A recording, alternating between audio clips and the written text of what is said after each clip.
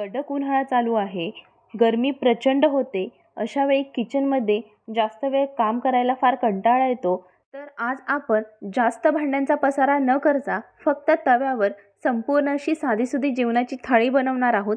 चला तर मग. ह्या तव्यावरच मी आधी 2 भाकरी करून घेतलेल्या आहेत.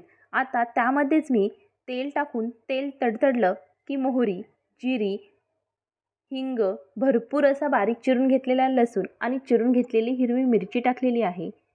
ही तेलावर छान परतली की आता यामध्ये मी चिरून घेतलेली भेंडी टाकलेली आहे. ही भेंडी मी सकाळीच धुवून निथळत ठेवली होती, त्यामुळे भेंडी पूर्णपणे कोरडी आहे.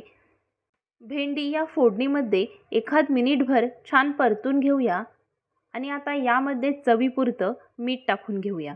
मीठ टाकल्यानंतर पुन्हा एकदा मिक्स करूया आणि अर्धवट झाकण ठेवून भेंडी आपण बारीक गॅसवर शिजवून घेणार आहोत.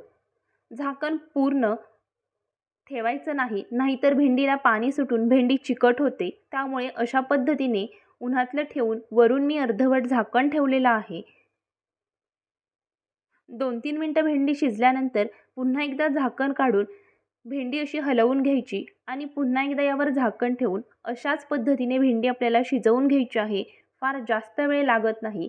7 ते 8 मिनटामध्ये आपली भेंडी शिजवून तयार होते.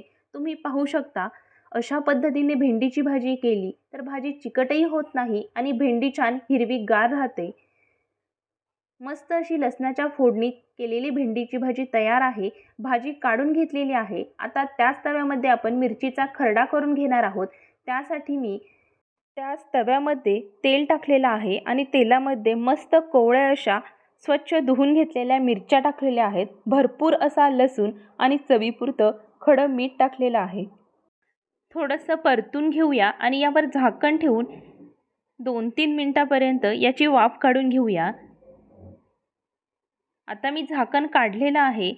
मिरच्या आणि लसूण तेलावर छान परतलेला आहे. खडं मीठ देखील छान मेल्ट झालेलं आहे. आता अशा पद्धतीने ह्या मिरच्या आणि लसूण आपण छान रगडून घेणार आहोत. मस्त असा मिरचीचा खरडा तयार आहे. तुम्ही पाहू शकता, जास्त भांड्याचा पसारा न करता फक्त तव्यावर बनवलेली आपली साधी सोपी जेवणाची थाळी तयार आहे.